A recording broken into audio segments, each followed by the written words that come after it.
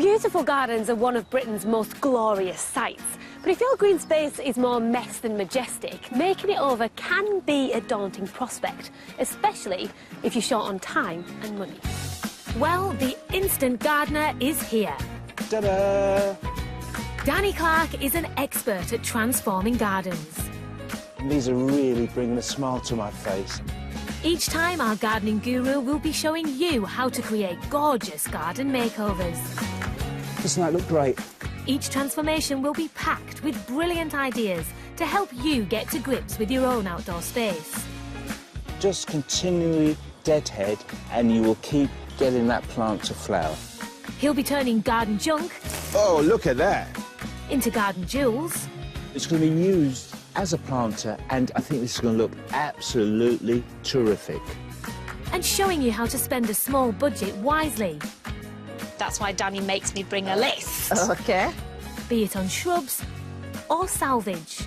Would you like that in your garden? And because Danny is the instant gardener, everything you see will happen in a single day. Oh, my... Oh, wow! That's unbelievable.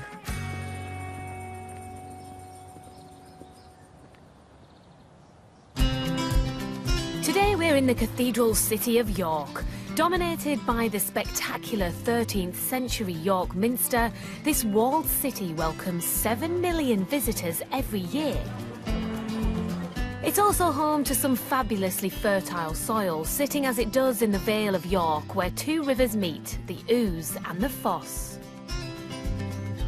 But more recently, York's natural blessings have hit the headlines for unfortunate reasons. Last year, the city was flooded and nobody expected the water to get as high as it did. Homes and gardens were badly damaged, including the once peaceful haven belonging to today's family.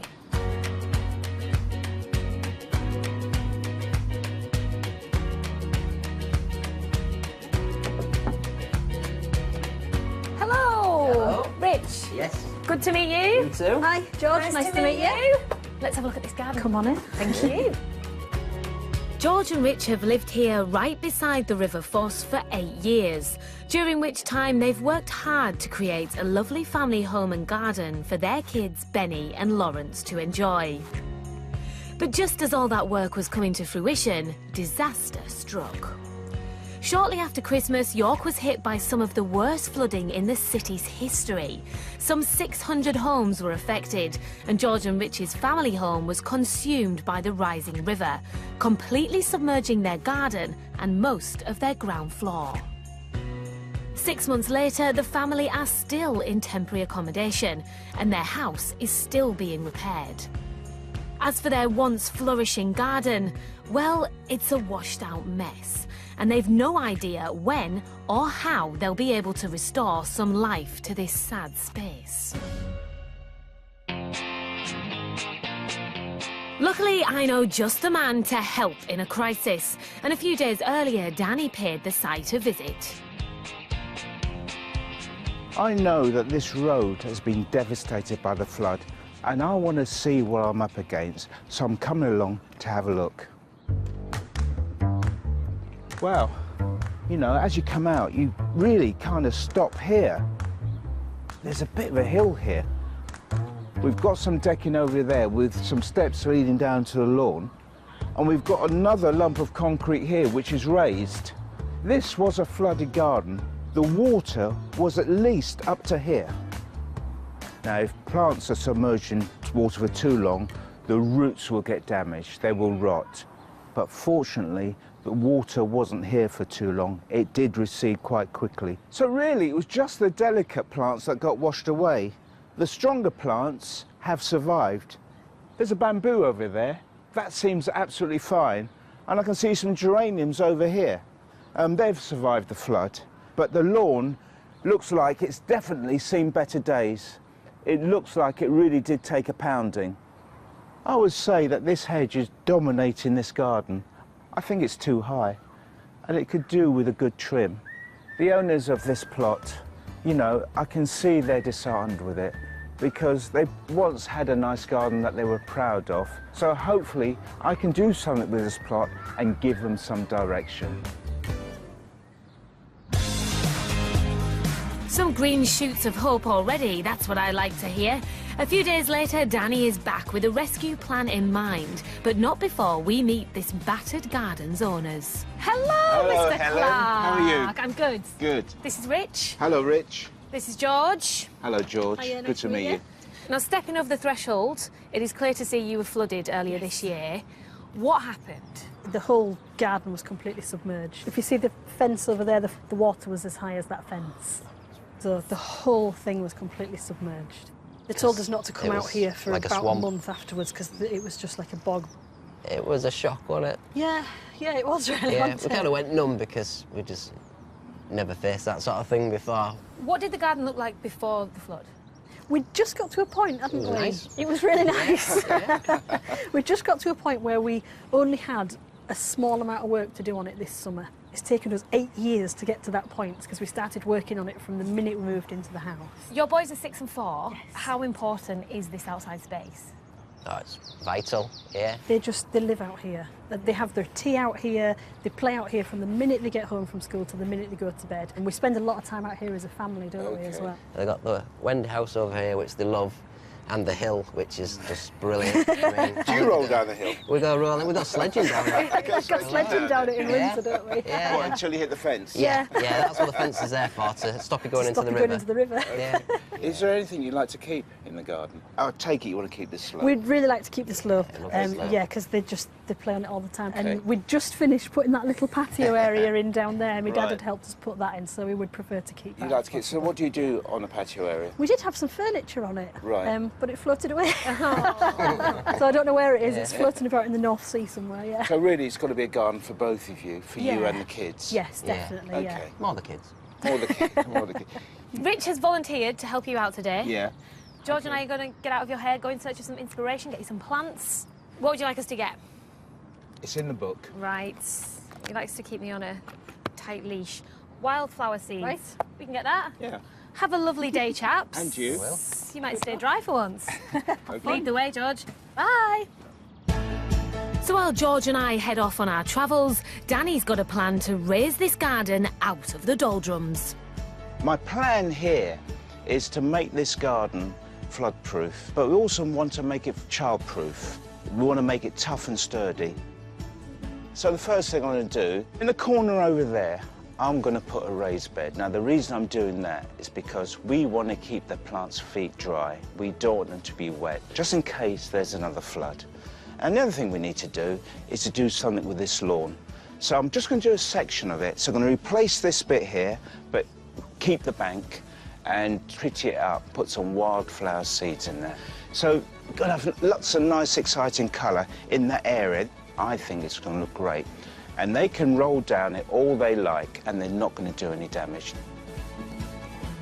This area here lacks unity. We've got this concrete bit over here, and we've got the decking over there. But the way I'm going to unify it is by using colour. So I've chosen terracotta as a colour here, and that should do the trick. I'm going to do something with this hedge. At the moment, it's very untidy, and it could definitely do with a trim up. But I'm going to reshape it in a very interesting way because I want to allow some light into this garden, and it would be nice if Rich and George could have a view out. And I'm going to take my inspiration from York Minster. I'm going to carve a turret, or maybe even 2 turrets, into this hedge. And you know what? It's going to look absolutely terrific. So in just one day, Danny will create a flood-resistant raised bed, returf the flood-damaged lawn, and add wildflowers to the bank. He'll unify the different areas by using colourful paint and open up the view a bit by sculpting the hedge. There's a lot to do to knock this garden into shape, but fortunately our hero won't be flying solo. As ever, he's joined by handyman AJ, as well as Luke and Amy Rose. Rich will be getting stuck in too, and he's roped in father-in-law Phil for good measure. So more hands to the pump, the merrier. You're obviously just lifting the lawn for now. Yep. Do you want a hand for that? Yep. Okay, so I'll do that, yeah. Richard will do that, Yeah. and perhaps Phil, you can help me. Because what I want to do is trim that hedge over there. So perhaps you can foot the ladder for me. I can do Yeah, that. because I don't want to be falling in the river. Definitely. Because I didn't bring my armbands today. All right. So first, AJ and Rich put their backs into getting that old turf up. What we're doing here is just sort of like digging the spade into the ground, sort of like 1.5 inches, 2 inches, whatever. So it's going to be easy when we come from the side, sort of like just shoveling underneath to pull this old turf off. Lawns are actually pretty resistant to flooding, but this turf has also been compacted and damaged by the building work done to repair the flooded house. So Danny's decided it's gotta go. Once this is up, give it a little bit of a rake over, then we've got some really nice sort of like topsoil to go back down on here, which will then obviously be a nice layer to put the new turf on. And mamma mia, your greener grass is going to look marvellous. OK, small amounts of turf and topsoil don't cost much, but will give small gardens a very quick facelift. Now, with Phil on hand to foot his ladder safely, Danny's turning his attention to that unruly privet hedge. Privets are kind of regarded as quite old-fashioned, but I quite like them because, you know, if they're well maintained, they will stay nice and tight. And because they can keep nice and tight, they can be formed into all kinds of shapes. I mean, balls, spirals and cubes are the obvious ones, but I've seen them as trains, teddy bears, faces. So, you know, you can do lots of things with it, which is really what we're going to do with this. Danny plans a York Minster-inspired turret. Let's see if he creates a work of towering genius. With an overgrown hedge, I find it's best to do the sides first. Don't start at the top.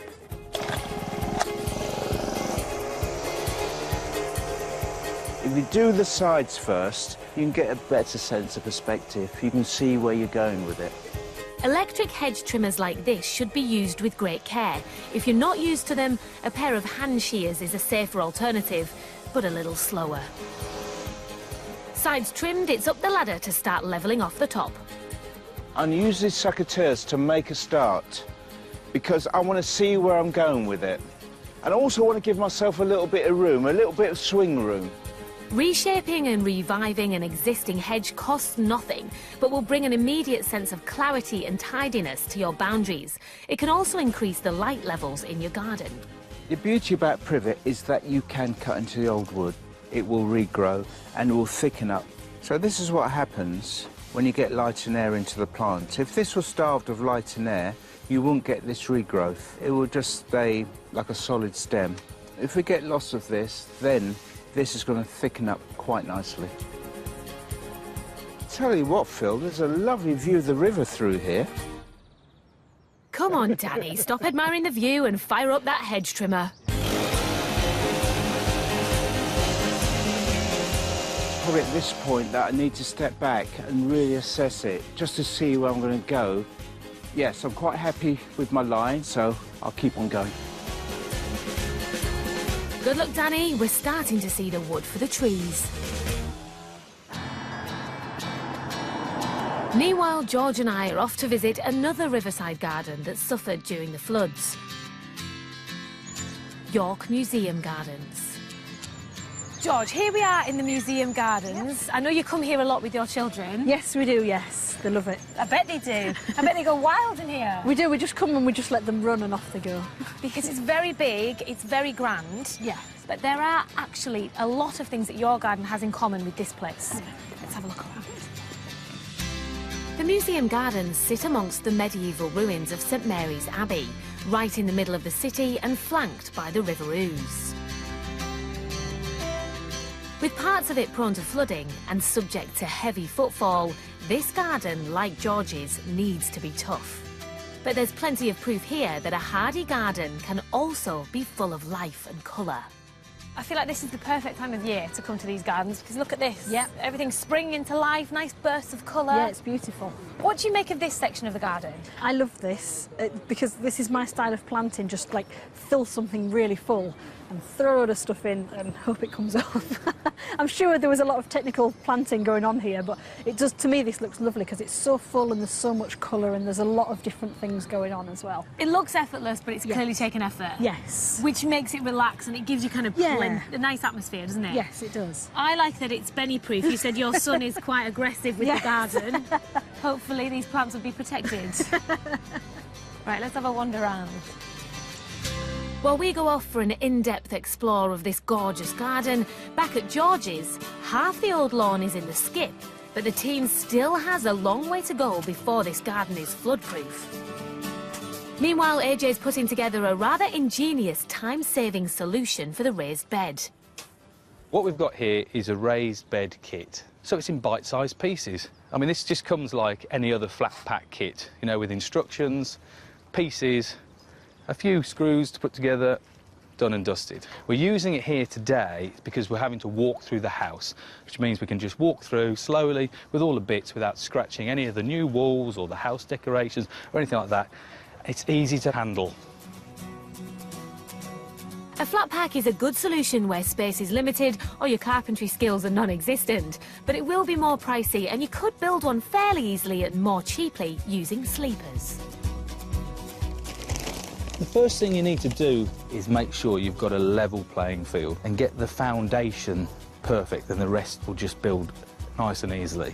So at the moment I've sort of dug out a little bit of a trench to try and get as level as possible, and then I'm now propping up the troughs and everything with this sand, which will all sit on, and then that'll be, hopefully, fingers crossed, perfect. Good thinking, AJ. And while he gets on with knocking all those bits together with these pegs, Danny's making good use of his other hired help. All right, Rich, how's it going? All right, yeah. So I need you to do another job for me, if that's Right. possible. Yeah, no problem. If you could do some painting. What we're going to paint, that's What what, are we we're going to thinking. paint? That over there. The concrete? That concrete. We're going Right. to paint it. And we're going to paint it a nice terracotta colour Oh, yeah, I can do that, yeah. in. And we're going to paint that bit of concrete there and the strip by the door, just to give the whole area a bit of cohesion. A splash of bright paint in the garden is really worth considering. With a little bit of practice, it isn't difficult to apply. It's a cheap way to make a big transformation. And if you decide you don't like the colour, you can always repaint in a different one. Meanwhile, Danny's still tackling that topiary, a work of art that's still a work in progress, shall we say. What do you think? What's your inspiration here? York Minster. Oh. Do you know, have you heard of York Minster? Is that a ruin as well? No. More importantly, what does Richard think?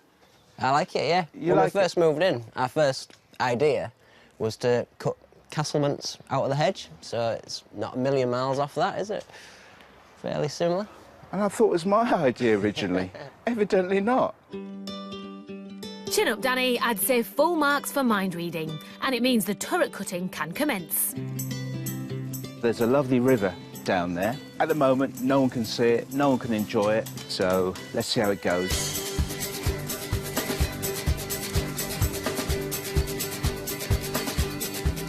Tell you what, that's really opened the view out. That looks miles better. It took more than 200 years to build York Minster, and it's taken Danny almost as long. But at last, I think we're done. You know what, I think it looks absolutely fabulous. I'm really pleased with it. It's really opened up this garden. It's let a lot more light in. And what's great, George and Rich, I've got a great view through to the river. I think it's superb. The hedge might look like a fortress now, but it won't be able to keep out any possible future flooding. Danny's going to be keeping that in mind with his planting scheme. At the museum gardens, this riverside section has recently been replanted for that very reason. So we're hoping to pick up some tips from garden manager Alison. Alison! Hello there. What a glorious day for a wander around the museum garden. Isn't it? It's fantastic, It's always isn't like it? this, right? Of course, the sun always shines in York, apart from when it's raining. Apart from when it floods, which this bit of the garden floods regularly, doesn't it? It does, it does. I mean, we're only a stone's throw away from the River Ouse here, so yeah, it's pretty much a yearly occurrence. Obviously, last year it was particularly bad. I mean, the water was about 4 feet deep over this path. So you would literally be wading up to your waist in it. But surely plants are never going to survive a waist height of water. It's the length of time they're underwater that's important, not necessarily the depth. If it retreats quickly, that's good for the plants. We generally reckon that if plants are underwater for less than a week, they'll be okay. If it's more than a week, that's when you start getting problems with the roots dying off, the stems rotting, fungal infections getting into them. If flooding is inevitable, and you're not going to build a huge, great concrete wall, are you? So what do you do to cope with that? Yeah, well, you've just got to work with nature. You've got to go with the flow. So you've got to look at plants that are really adaptable and really robust and cope with those sorts of fluctuations. So ivy, normally seen growing up trees, but here we use it as ground cover. That's really, really useful. Very robust roots, so that's a good choice. And in this bed here, we've got tansy, and this has a very sort of distinctive aromatic leaf to it. It's really pungent, quite a bitter sort of smell. And this is actually a native plant, and it grows on the riversides, but it's quite ornamental too, and it has these beautiful sort of flat heads of yellow flowers. And geraniums are always good as well, because they look good for months on end. Yeah. We've got a nice bed of them behind you. These ones haven't come into flower yet, but they get lovely pink flowers on. Again, they suck up a lot of moisture.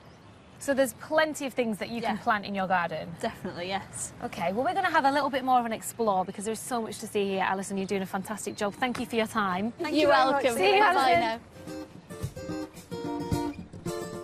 Almost all gardens will have an area where the soil is wetter than anywhere else. Adding well-rotted manure can help break down the soil structure and improve drainage. You can choose plants that like having their feet wet, such as hostas, comfrey or philostachys. That's bamboo to you and me. If your garden is prone to flooding, use ground cover plants like ivy or geraniums to anchor your topsoil and help prevent it from being washed away. Back at the house, there are just 4 hours left to restore this battered back garden into Danny's vision of a flood-proof and flourishing family space. And by the look of it, AJ's raised bed kit has sprung up nicely. Just finishing off this, I'm just putting a bit of liner on the inside just to give this treated wood a bit more of a lifespan. That'll soon be ready for planting. Rather than overusing expensive topsoil, the bottom of the bed is filled with recycled turf from the lawn, and Danny's making use of what he's already got elsewhere. In this bed, there are a few plants that did survive the flood, and one of them is this gorgeous bamboo. It does look a bit tired, but we can revive it. So I'm going to get in there as low as possible with my secateurs and just cut it out. I'm not even sure what this is. You know what I'm going to do? I'm going to give this bamboo a mate, because I think it deserves it. It survived the flood. So I'm going to put one over in that corner just to balance things out. But before Danny does that, it's time to plant up that raised bed, and he's made sure it will all be built to last, season after season. We've got an array of plants here, and I've chosen these for successional planting, which means that when one plant stops flowering, another one will flower. Because what we want to do is have continual interest throughout the seasons. I've chosen these marguerites. They're flowering now, and therefore your spring. So they will flower all through the season. So just keep an eye on them and just continually deadhead, and you will keep getting that plant to flower. For summer, I'm going to plant some gladioli bulbs. And 100 days after planting, they will flower. And what I'm going to do, I'm going to dot them about within this bed. Now for the autumn, we've got these Sinettis, absolutely beautiful. Again, just keep deadheading them and they will flower through the season. Now for the winter, we've got these Hebes. They're as tough as old boots, but they will survive any condition and they will be great in this garden. With the successional planting, you're going to have interest all year round. It can't be ignored. It's going to look absolutely fantastic. And I know that Richard and George are going to absolutely love it. Nice one, Danny. That bed looks glorious. And most importantly, it'll resist any future flooding. At the museum gardens, I want to find out from George just what it was like back in December when the river rose. On a day like this, I don't believe that it ever rained in York. However, it rained a phenomenal amount in December. What was it like for you? To be honest, we still, even after we had the phone call, even after we were told we would be evacuated, we didn't believe it would flood. So we got everything from downstairs, we got it all upstairs, we got it all moved out of the way. And then at 2 in the morning, there was a knock on the door. So we went outside and it was the mountain rescue came and took us out of the house. And I said to him, it's fine, we don't need to get in the boat. We don't need to get in the boat, we'll just walk. And he went, madam, you can't walk, it's flooded. There was army vans, there was police, there was fire. They were offering us emergency accommodation in one of the local schools. It was like a film, it was like nothing I've ever experienced before.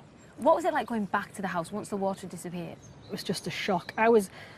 I think I was a little bit stunned because I just kept saying, I've just finished decorating and my cooker had water in it and things like that. And I was just like, well, this is terrible. What's happened to my cooker? And it just completely not thinking of the bigger picture at all. Because I think if we had thought of the bigger picture, it'd have been a lot more difficult. What about the boys? How have they reacted to this? Lawrence has reacted to it a lot better, but when Benny went back to the house, he thought that all of our things were gone. He thought that all his Christmas presents from Father Christmas, he thought the flood had taken them all away. But, you know, he's got some things that he won't let go of now, that he's clinging on to kind of thing. And every time we go, he goes upstairs to make sure his toys are there. Oh, so it has really affected him? It has, yeah.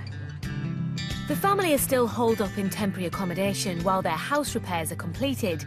But I'm hoping that when they do return, it'll be their garden that'll make the biggest difference to the outdoor mad boys. How much do the boys use the garden? They're in there constantly. Both of them absolutely love it. Even when we come back to the house to visit to see what work's gone on, they both come running in and the first thing they do is, can we go outside? The insurance company told us not to go out there for a month after it was first done. So every time we went, they would literally stand at the back doors and peer out and go, oh, can we go in the garden? Can we go in the garden? So as soon as the weather's been a little bit nicer, they've been going out in the back garden. But they just love it. They absolutely love it out there. Well, your boys are never going to be able to reclaim their garden if we don't go and get those seeds. No. So let us get on the road. Yes. And get a bit closer Okey-doke. to getting your garden back to what it was. Yeah.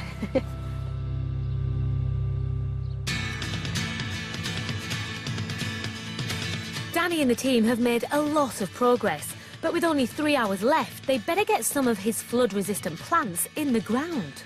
We've got a lovely array of plants here. Now, we've got some killia, which I'm going to dot around in this bed. And over here, one of my favourite plants is this verbena. It's absolutely gorgeous. Now, this will grow to, you know, a fairly good height. And just look at this flower here. It's got this, like, fluorescent colour. And this will, like, glow as the sun's going down in the evening. What's good about it, it will self-seed. So, you know, eventually, in this bed, you'll have plenty of these babies going on. So another new bed full of colour takes shape. And there's a spot for that new bamboo as well, designed to balance that hardy flood survivor. You know what, they make a great swishing sound. But you don't always have to splash out on new plants. Danny's discovered a few good ones in the garden that simply need a better position. Look at this fuchsia. I think it's too close to this spirea, so they need to be moved apart. Now, don't be frightened to move plants. So all you need to do is to make sure that you dig most of the root out. I would say all of these are reasonably shallow rooted, so they should come out complete without any problem at all. I think I'll dig out the fuchsia. There we are. When I replant that, that'll be absolutely happy and it will romp away. I would say the lavender isn't happy here. I can tell because it's very leggy. Hasn't really flourished where it's been situated and it hasn't been able to stand the competition. I'm going to put this in a position where it's going to get the light and try and give it the best possible chance in life. Those plants will provide much more bang for the buck in this garden now. And AJ's come up trumps with another great bit of money-saving recycling, using the leftovers from the raised bed kit. You know, you said you wanted to make a bench? Yeah. Well, I've had a bit of a plan. What's your plan? Well, actually, I've kind of put it together, but not hammered it. So I don't know if you want to come and have a look. Come and have a look. This sounds very interesting. AJ, I love it. So, I think it's brilliant. trying to get it interlocked like the system works. I mean, I've got to put the pegs in. I think it's perfect. I know I've got to be careful, but shall we sit on it? Oh, passed the weight test. Oh, it's passed the weight test, hasn't it?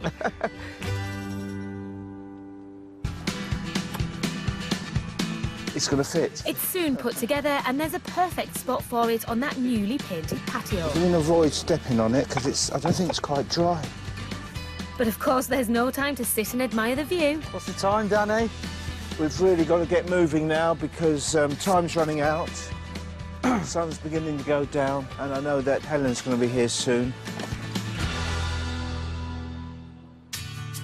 Soon-ish, because George and I have yet to complete Danny's wish list, finding those wildflower seeds.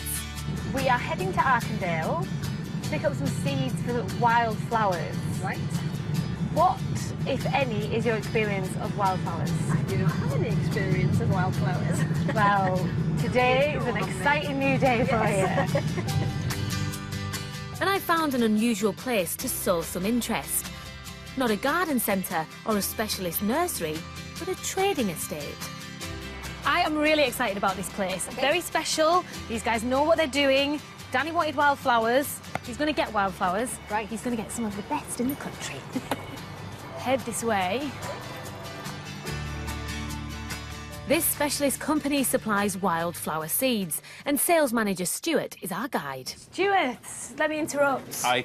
This is George. Hello, nice Hi, to are meet you you. okay? I'm so excited. This is a total treasure trove, isn't it? It certainly Can we is, have a yes. look around the seed den? Yeah, definitely. Come on through this way. Is that what you call it, a seed den? Yes, we do. Yeah, it's where it all happens, really. What we've got is all of our mixes here. So this is everything that's already pre-mixed. So you can see in here there's going to be maybe 30 or 40 different species. We have got all sorts of British native wildflower mixes. So you're going to have things like cowslips, primrose, oxeye daisy. But we make sure that everything's in there in the right proportions. You say primrose, but they're British. I mean, how important is it to have them in seed form? Aren't they just going to spring up? It's really important to do that because, yes, they will grow out in the countryside. But what we want to do is get people creating more seed habitats. If we can get some seed mixes down with all this diversity, it's going to help with actually keeping the species live. OK. I can see there is a whole world of activity going on behind you. What is happening in those red drawers? What we've got here is all of the individual species that will go into the mixes. So we'll have maybe 200 different species, all British native at any one time here. And then Barry will do the mixing. So depending on whether somebody's got clay soils, or maybe a really waterlogged soil, you might have a particularly dry and sandy soil. There'll be different species that need to go into the mixes. Not a traditional garden centre, George. What do you make of this process? I absolutely love it. I think it's fantastic. You have a garden that is prone to getting water. Yeah. Sometimes more than Sometimes others. more than others, yeah. Could we get a mix that would work well for George's garden? Yep, absolutely. Yeah, we can go ahead and have a look at that. Brilliant. But with only an hour left to work on the garden, there's still an awful lot to do, not least of which is laying that new lawn. The good news is that looks like new turf arriving to me. I know this turf is hard-wearing turf because it's full of ryegrass. Now, this is ideal for this garden because the kids are going to be playing out on it. Now, look at it. There's no yellow in it, so I know it's good quality. And if I lift it, if I show you, it should hold together. Now, that's holding together, so I know this is ready for the garden. I'm very happy with this, so we better get laying. And Danny's leaving this job to our resident turf laying expert. When you're laying a lawn, there are a few easy steps that I'm going to show you to hopefully make it perfect. The first step is to aerate the soil of the area that you're going to re-turf. I'm doing this with just a fork, sort of like 3 inches, stab it in the ground, give it a bit of a kick, and a little bit of a twizzle, and there you have it. And you do that just to let the air in, and then on the second step of the topsoil will also then go into these holes. Right then, this next step I'm doing here is just breaking up the top of this soil to try and stop the troughs and the peaks, try and flatten them out. It also digs up sort of the slightly bigger boulders in the soil here, which are no good for the new grass to go down on. And the most important thing to do when you have new lawn put down is to water it. Water it, water it, water it. Right, the next step is the topsoil. Get it in. Just going to rake it around to make it a nice, flat playing surface ready for the lawn to be rolled out on. Right, the next step is to flatten this topsoil down. Try and get it as flat as possible, then we can then rake and flatten and rake and flatten. Apparently, Danny calls it the duck walk, so I'll have to flap my wings. There we go. Next stage, rolling out the turf.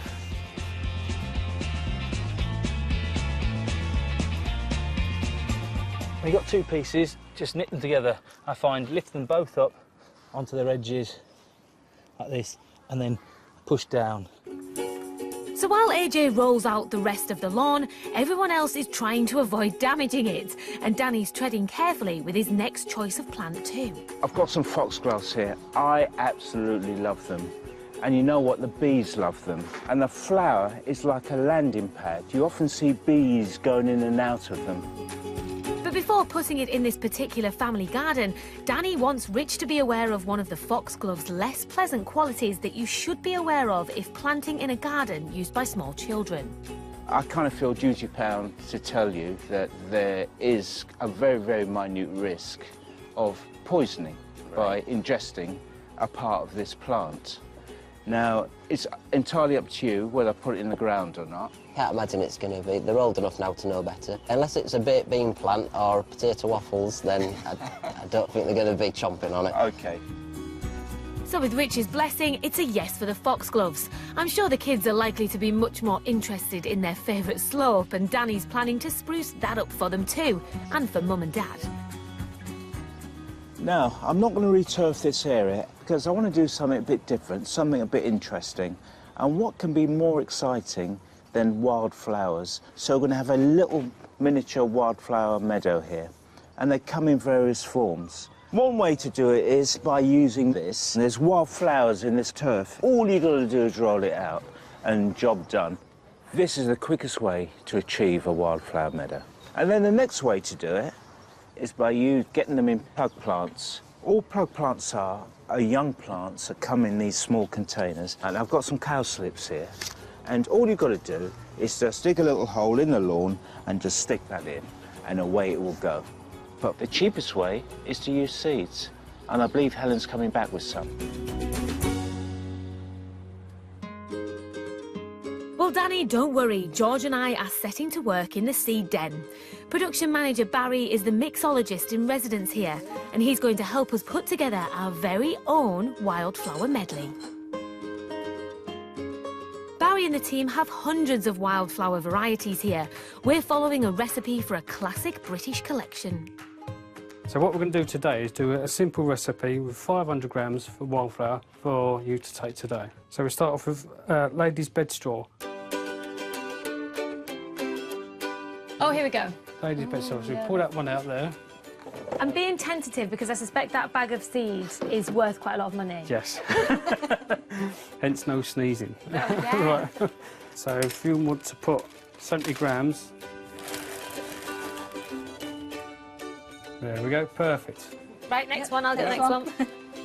Meadow buttercup. Medic black. Now, if you open that one and smell that one. Oh, wow. Let's hope these little guys look as fabulous as they smell. It is very much like bacon, isn't it? We don't put this in the oven, hopefully. Oxeye daisy. There we go. Oh. Completely wrong shelf. And before long, our aromatic blend is nearly complete. That is a work of art in itself, isn't it? Yeah, yeah. That really does look like a load of bacon ingredients. It does, doesn't it? Finally, a bit of a hand with the blending, and we're done. Okay. Now that's complete. Wow. That's how it should look. So that is Basic. one day going to be a lovely wild Yeah. flower. And you've made that. Made it by hand. Is this what you expected, George? No.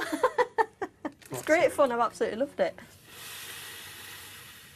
Barry, thank you so much for your Thank you very expertise. much. No problem. 50 grams of hand-picked, hand-selected, hand-mixed seeds. How do you feel about that? It's really exciting. It feels really special. And it feels like it's something just for our garden, really specific.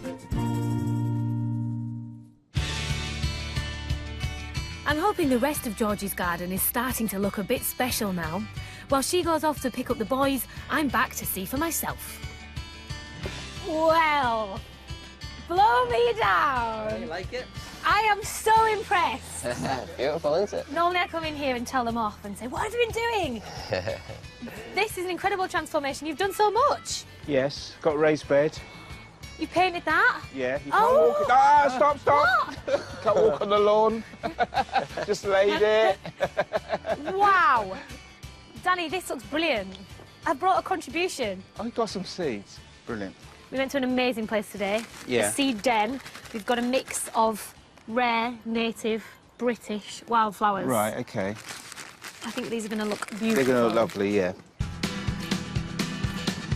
So with a light dusting of soil to bed them in, my cowslips, buttercups and other wildflower seeds are sprinkled into place, ready to bloom in the years to come.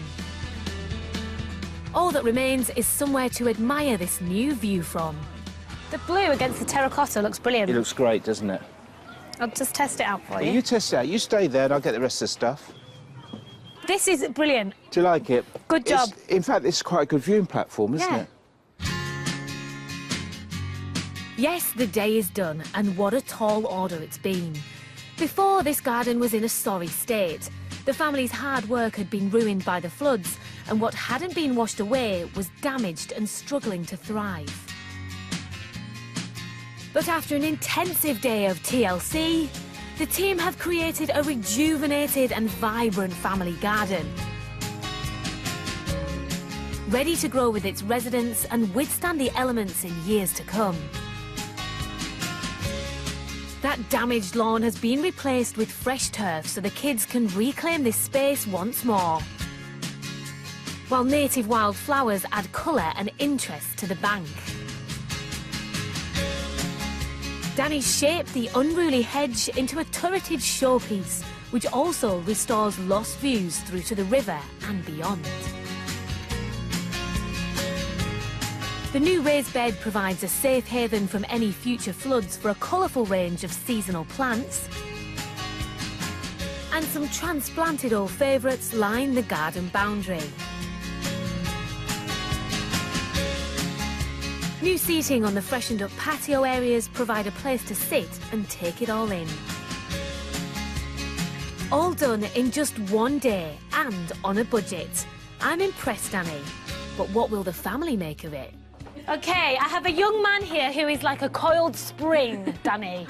Benny is desperate to see his new garden. Come on, Lawrence, come on, George. Nice, look. Oh, look at this, wow. Looks like a castle. Straight away she got it. Oh, wow. Oh, that's amazing. It's quite a lot to take in. Look at that, Lily. I can't believe it, how hard you've worked. George, what do you think? It's amazing. It looks completely different, and it looks brilliant. I'm absolutely amazed. It looks fantastic, thank you. My pleasure. I'm with George in that I can't believe how much you've got done in a day. Yeah, it looks massive. It looks absolutely huge, yeah. And it just looks clean and fresh. Oh, look at Benny jumping all over the freshly laid lawn. look at Danny. I've broken out in a sweat. Sorry. I would try and stop Benny running all over the lawn. However, It's not good. no, it's a battle I'm not going to win. If you could avoid walking on it for 10 days. Lawrence, what do you think of the garden? I had no idea it was going to look like this. Have you missed your garden? Because you couldn't play out here for a little while, could you? No. But now, I think you've got a garden that you and your brother can enjoy, but I suspect Mum and Dad can enjoy Yes. too. Yeah, look. How happy is that site, given that you haven't had this for a good few months? It's incredible. It's just brilliant. Well, I think it's fair to say that these guys have their family garden back with a few added extras. The lawn's definitely new and improved, and it's already facing quite a tough test. Another successful instant garden.